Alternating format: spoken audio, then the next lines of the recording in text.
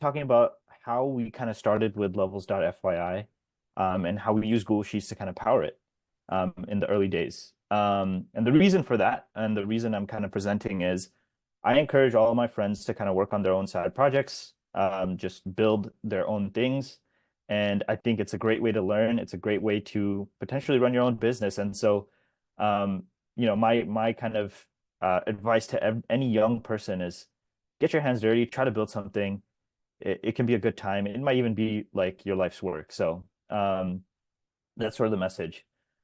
This is how our site looks today. Many of you may be familiar with it. It's like you can view kind of compensation information, internship applications, things like that kind of on the site. This is not always how it looked. So how it started was this sketch. This is a sketch that my co-founder kind of drew up almost 7 years ago now. And the problem that we were solving initially wasn't even the problem that you would think we're solving by looking at the site today. The problem we were solving was helping map leveling at different companies to each other. And the reason for that was people would often, and my co-founder was one of them, would often switch companies and not know exactly where or which level that they should end up at. And this becomes a problem. And I was in college at the time we were working on this, and I didn't even know that leveling as a concept existed. But each company has different kind of names and different nomenclature for like the leveling within kind of their organizations. And so we wanted to create a way to just help map that so that people can just figure out where they should be. So this was like a very early rendition of it. We encoded it into like this, basically a JSON file, and kind of got the initial version of kind of the leveling UI that you see on the site even today. And you kind of map like these levels on a horizontal level. So you can see like, okay, L4 roughly matches to E4, which roughly is in between MTS and senior MTS at Salesforce, for example. Very soon after, we didn't even like at this point, we didn't even have compensation data or anything, but very soon after that, we were like, a lot of users messaged us saying, hey, you should totally collect compensation information. And we realized we had this rich data set of leveling kind of data, and we could easily just collect compensation information by specific level, which would give us like this additional level of granularity that we haven't seen before. And so we put up a Google form, and we just kind of asked for compensation details and like depending on the company and the level.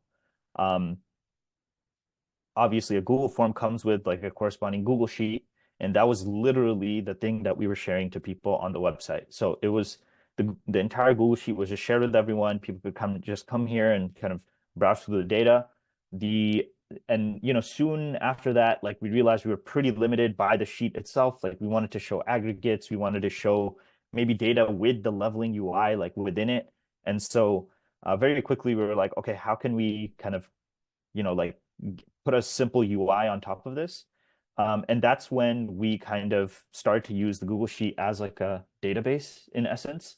And basically there was like, I don't think you can do this anymore, but back in the day, you could kind of change the query parameter at the end to something like keys equals JSON or something, and you would just get this JSON back, and you could and we just simply powered our site, literally directly requesting that Google Sheet URL.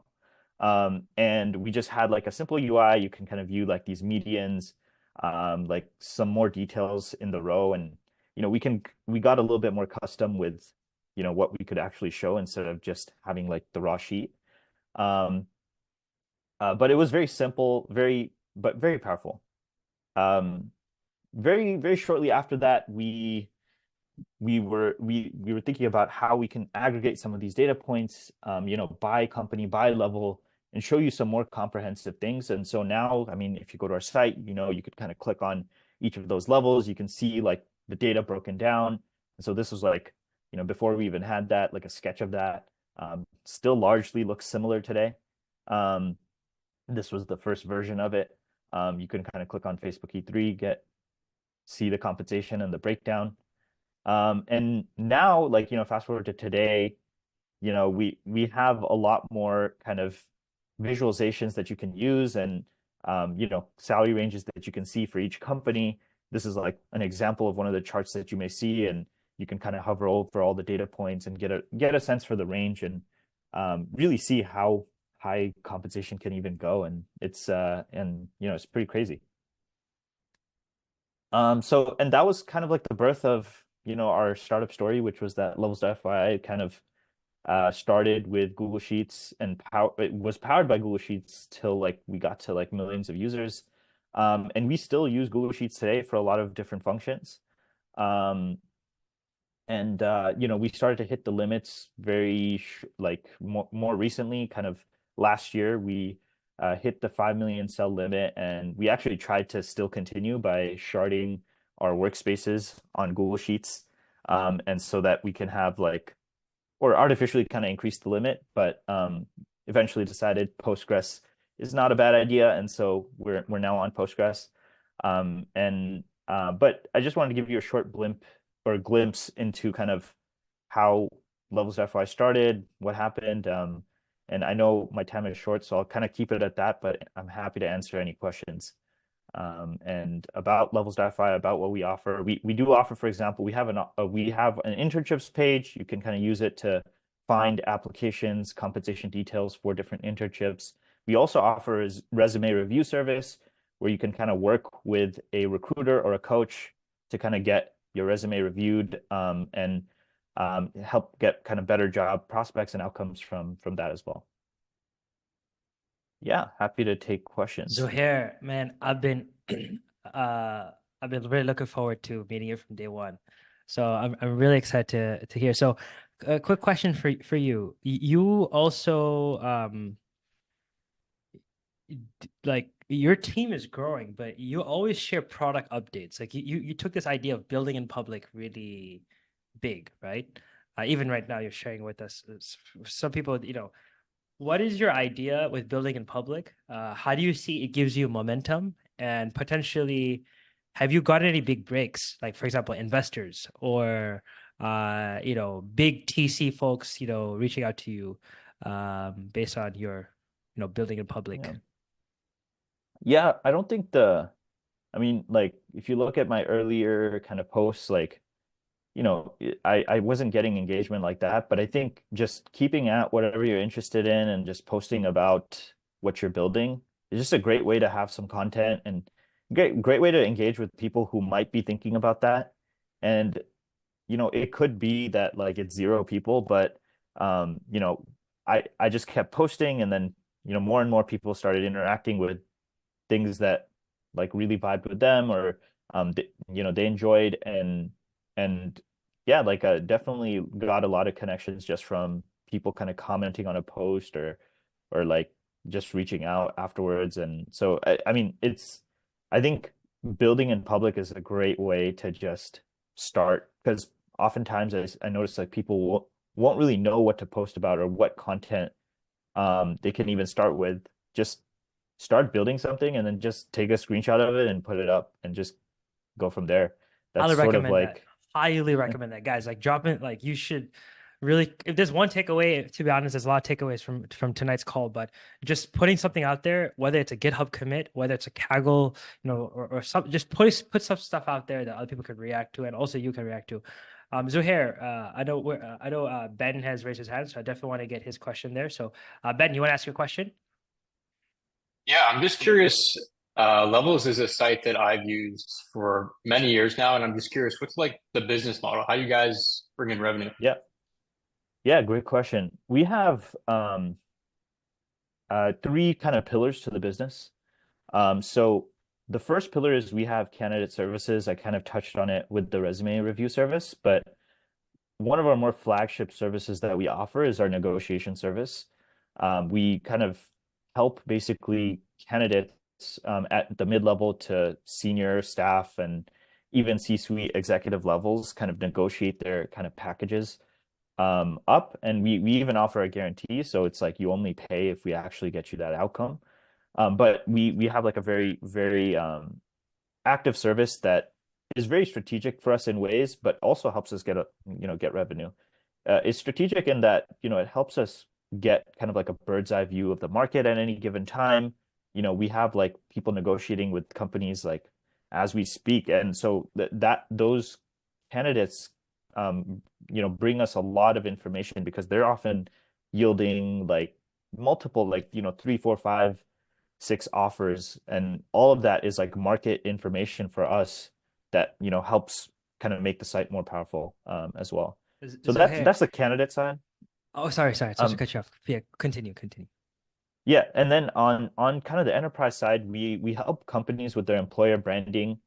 So if they want to post their jobs or like promote their jobs across the site, they can do that. We have kind of an offering for that.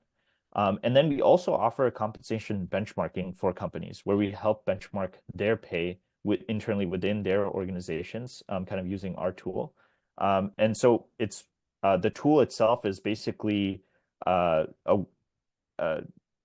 it basically helps companies aggregate data points across peer groups of their like similar companies. So if you're like, for example, if you're Facebook, you can look at companies that you're most competitive with, let's say Nvidia, Apple, as some of them, and then kind of adjust your percentiles to kind of be more competitive with those companies. And so that's sort of what our compensation benchmarking tool does. And we've seen a lot of traction with that more recently, and you'll probably be seeing me post about it like on LinkedIn and things like that. Very cool. Thank you so much for taking the time on and sharing how you guys make. Again, I think you guys are gonna become a huge company, so you guys should this is a good time to take notes about how you guys do it. So here I have some more questions more on the personal side. So two questions to be honest, right? The first question are kind of this is two and a half.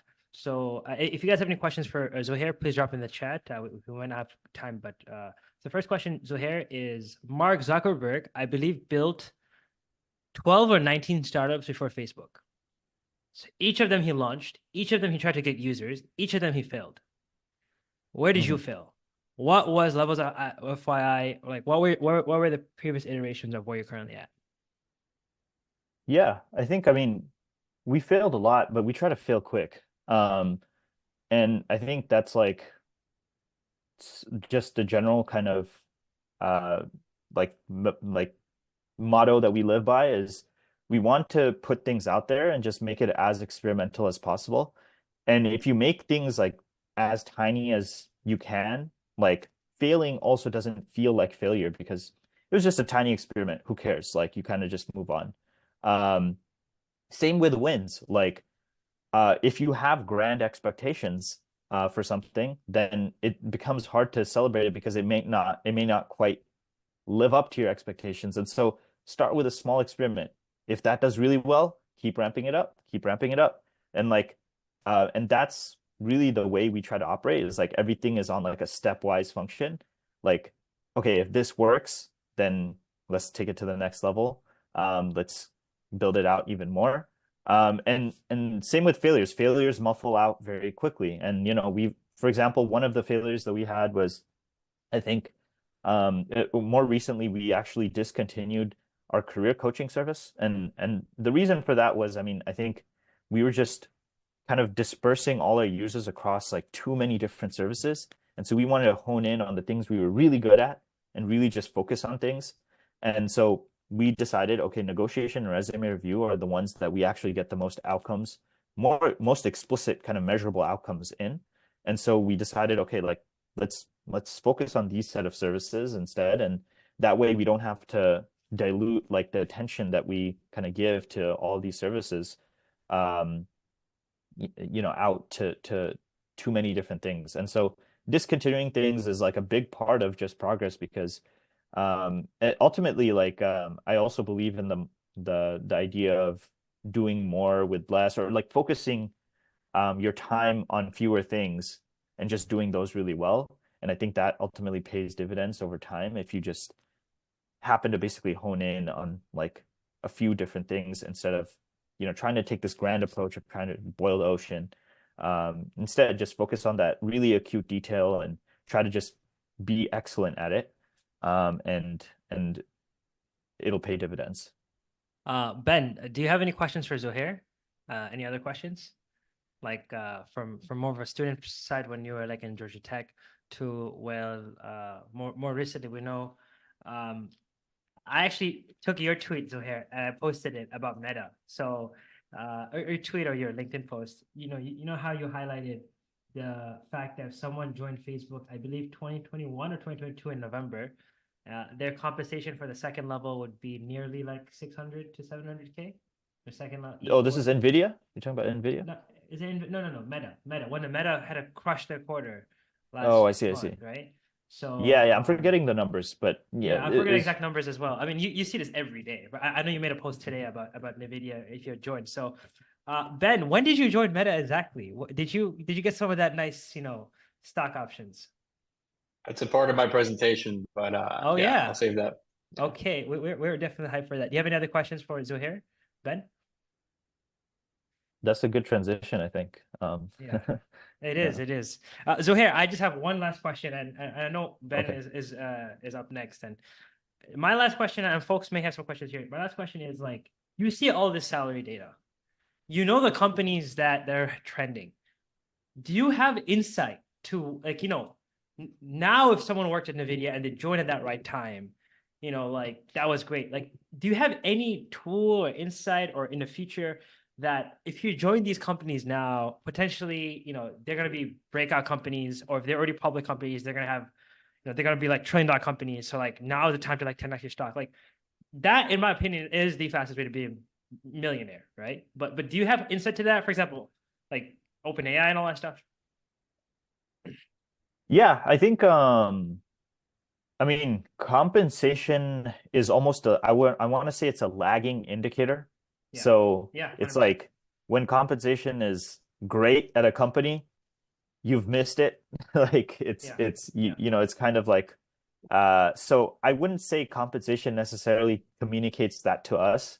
But I do think we are working on several other things like funding stages or like what stage a company is in, the headcount, things like that that you can filter on to find kind of companies and jobs. And so if you go to our job board, this was like a recent release like that we made like in the past, I think last year we really released this.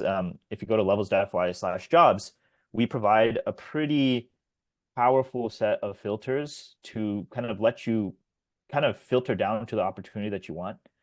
Among them are also some filters around the stage, the size of company, um, overall kind of headcount, compensation, even whether it's remote.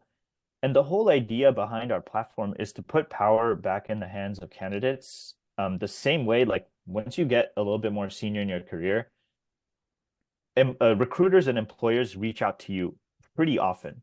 And the same way they have intentionality behind reaching out to you specifically as a candidate, we want to give you the power to have the intentionality to find like an opportunity or role that you really, really want to actually join. And we want you to be intentional about, hey, these are the places I really want to target and I want to get an opportunity at. And so that's Right. part of like our goal. And our mobile app is something we recently released as well. And there are a lot of updates coming in that regard there. But one of the first things we released was you can now specifically choose like the compensation range. And for a lot of senior candidates in the past, like they would just have to suffer the lowball offer or that offer that they may not even like they were never going to accept. But now you can kind of use information to your advantage to make sure that you're applying to the things that you want and like matter to you. And sometimes that could even be a benefit. Like for example, for some folks, like an educational or let's say like a childcare benefit may matter a lot to like a parent. And so you can filter on those specific things and try to find the opportunities that like really are valuable to you. And same thing with early stage. Like I think you mentioned kind of like startups, breakout startups. Like everyone's trying to find alpha and like what the next thing is. Yeah. And so helping you kind of square away what that looks like. I mean, so some of that might be like, for example, like being able to filter on investors or their latest fundraise and things like that. Zohair, I mean, this is just like a crazy analogy, and this was a very technical talk, uh, technical in terms of like investments, but really, you as a software engineer, you sometimes may even have more power than VCs, like in terms of returns at a great company, because a VC, of course, will have, they're trying to get the 100x return, or more, right, for each investment they make. But then they have to give that money back to other people. It's not their money. Most of the time, they have LPs, and those LPs, now there's something called funds of funds. I didn't even know that. There's so many big funds of funds, right? Which means how much is really left over, who knows, right? Even if there's a breakout, and of course you have losses. But you as a startup founder, if you're like straight, like that's incredible. Like, it's an incredible Yeah, no, thing. engineers, But, I mean, look a lot of at the power, a lot of biggest power. expense, look Yeah. at the biggest expense on any company's balance sheet, and it's payroll. And most of the payroll is like for I mean, obviously it can be across like a lot of different things, sales org, go to market, like all of these things, but engineering is a huge part of that. And so, where is that VC money going ultimately? It's going to technical talent, especially now if you look at like the AI field.